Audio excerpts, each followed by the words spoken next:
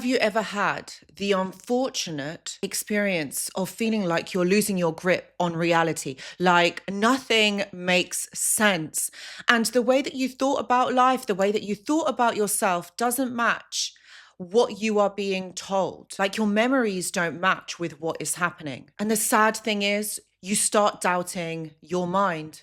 You start losing faith in reality. And you're feeling that the fantasy world is starting to make sense to you. My friends, this is a phenomenon. And this happens when you are around toxic, narcissistic individuals who have severe mental health issues. This is a real thing. And I really want to unpack this in this video today. Hello, my friends, and welcome back. I hope that you're all doing really well. So in this video today, I really want to look at how your mind adapts to narcissistic abuse or to abusive, toxic individuals that are around you. And this is slight. This is done over time. You're not going to notice that this is happening. But I really, really wanted to look at this because I'm finding that so many of us, or many more of us, are actually being affected by this phenomenon. And how people like this actually train your mind to think a different way. Ultimately, what is happening here is that you are now blending into the fantasy world of this toxic person. I'm going to unpack this and I'm going to talk more about this. I'm going to add a more neuropsychology element to it because when we're talking about the brain and how it's rewiring itself and also talking about dopamine levels, this is what I really, really wanted to unpack and kind of talk about so that when you understand what is going on and you understand the severity of this issue, this is going to help you to break free, make more informed decisions, and understand what is going on for you. Because one thing that you've got to remember is that you are not alone in this. So the first thing that I wanted to bring up in this is how our brain adapts to gaslighting. Now, we all know what gaslighting is. This is someone who basically changes your perception of reality.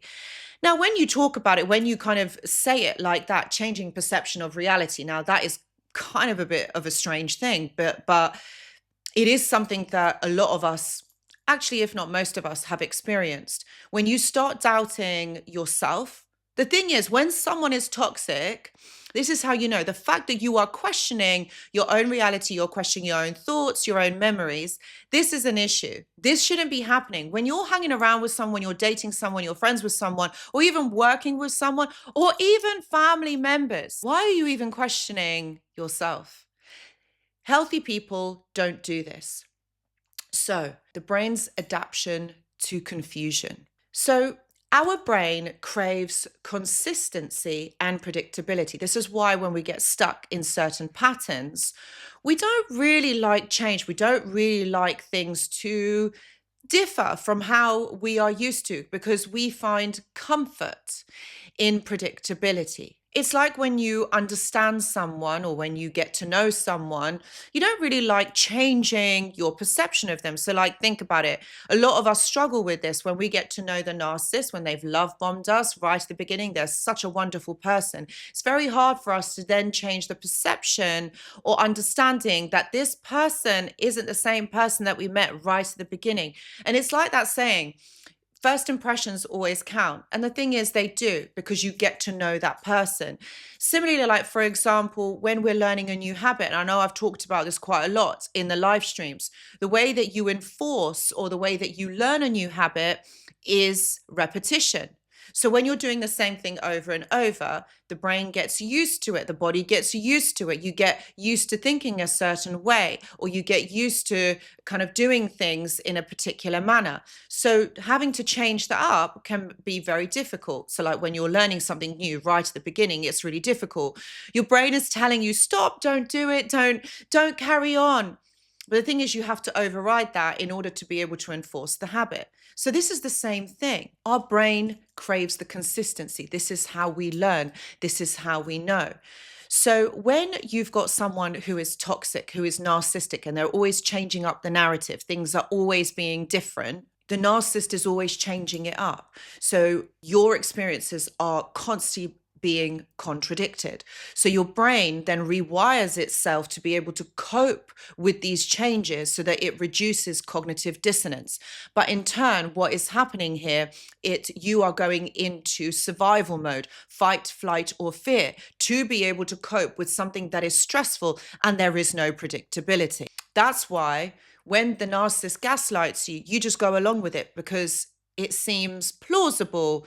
It seems, oh, okay, like I'll go along with it, because this is your survival instinct that's kicking in to reduce the cognitive fog, the cognitive dissonance. Studies in neuroplasticity show that repeated exposure to distorted information can actually rewire your brain to believe the falsehoods, to believe the lies, just so that it makes it more comfortable. So then at this point, I really want to bring in the amygdala and the frontal cortex. The amygdala in our brain, like this small kind of almond-shaped part, is responsible for processing emotions. And what happens when you have fear, when you have anxiety, what happens is the amygdala then reinstates itself to be used to experiencing the fear, the unpredictability of a situation. The prefrontal cortex is the part of your brain which is located here, right where your forehead is, that where all logic and decision making is held. It's part of your executive functioning. Now, when the unpredictability is happening, the amygdala is compromised, what happens is the prefrontal cortex will burn itself out, meaning it starts to struggle with distinguishing real memories from false memories, but also understanding false information. So what happens is the brain actually rewires itself to accept these conditions and believe the lies. Can you see how your brain is now becoming compromised? So how do you get to that state? Because you're kind of like thinking, well, this sounds something out of like a science textbook, something that is really bad, what has happened?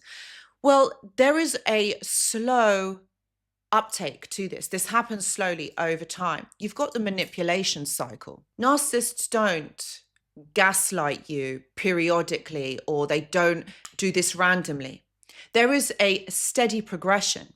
This happens with an agenda. What happens? There's isolation and emotional dependence. So you are isolated from others so that you are only dependent on the narcissist for certain information, so that you're not seeing other perspectives of truth and that you're not getting any external validation that could compromise what the narcissist is saying and doing to you.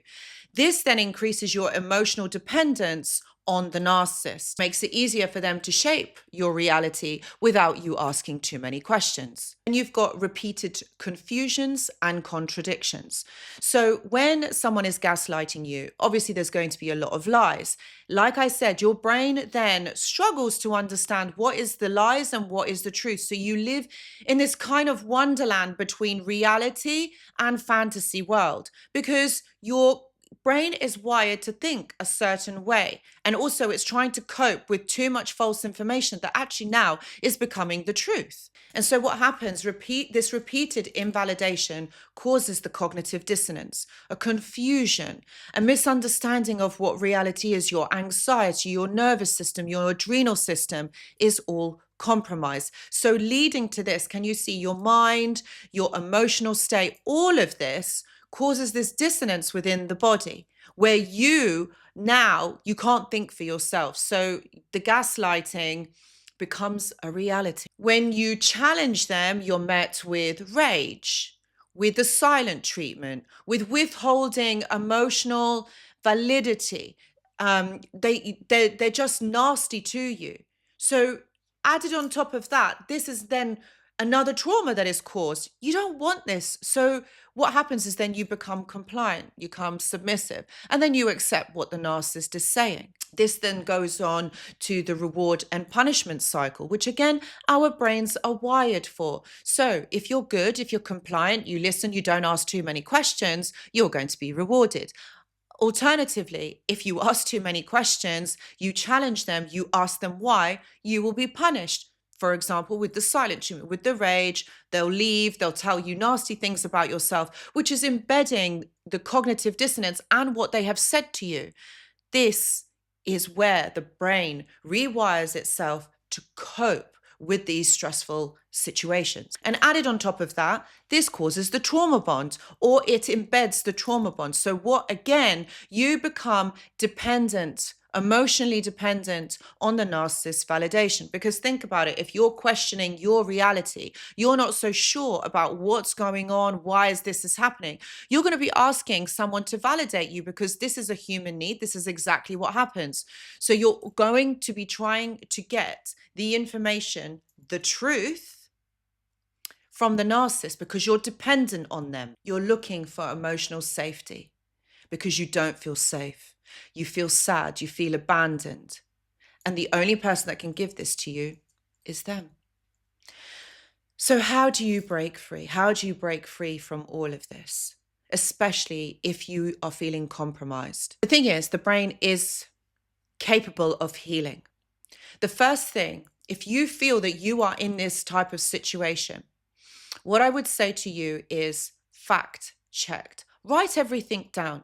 Keep a record, keep a diary of what has been going on, because this will help you to see the reality for what it is. So when someone's telling you, no, this didn't happen like this, or it happened like this, you can always fact check, write the time, write the date when you are writing this and what has been said. And I would do it as soon as after that information becomes available to you, because then it's going to stay most fresh in your mind and you're going to remember most of the details. Be as detailed as you can. Don't worry if you can't remember all of it. It's absolutely fine, because obviously we know that you are in a compromised situation, or it's very difficult for you. So you may not remember everything, but as soon as you do it after that incident, then it will be easier for you. I would also say seek external validation just for the time being. If you've got friends that you trust or family members, go and see them, go and get some love of these people who you know you can trust. The other thing is all about healing your nervous system and your adrenal system. This is all about treating your nervous system, which is completely shocked at the moment. So this is about calming that down, reducing the anxiety. Sleep would be amazing. The right nutrition would be amazing, but maybe this is also something difficult at the moment. So what I would say is deep breathing, journaling, meditating, change of environment, getting out for a walk, going to the gym. This is about helping to regulate your amygdala and your nervous system, and also limit or cut contact, because this is really going to help you. Being around someone who is toxic, who has this energy about them, is not going to help you. It's going to make this really, really difficult. So look, I know this isn't easy to hear, and I know that if you are in this situation, it's very challenging. But the one thing that you've got to remember is that you can heal. There is light at the end of the tunnel, but you've got to take steps going forward. Your brain is going to be telling you all the time to trust this person, but you know that you trusting this person is not making you feel good. You don't feel good in yourself. So this is where you've got to take a step back and accept reality for what it is, not for what they're telling you, but how they are behaving towards you and how this is making you feel. If you are going through something like this and would like to talk to someone who understands and who knows, I do offer one-to-one consultations. Please see the description box below for more details. I also go live on this channel every single Tuesday. And if there's any questions or there's something that you want to talk about, please join the lives at 9 p.m. every single Tuesday. That's 9 p.m. UK time, every single Tuesday. Guys, if you have liked this video, please do give it a thumbs up. And if you haven't already, please do consider subscribing to the channel. I really hope this video has helped, and I hope to see you in the next one. Goodbye.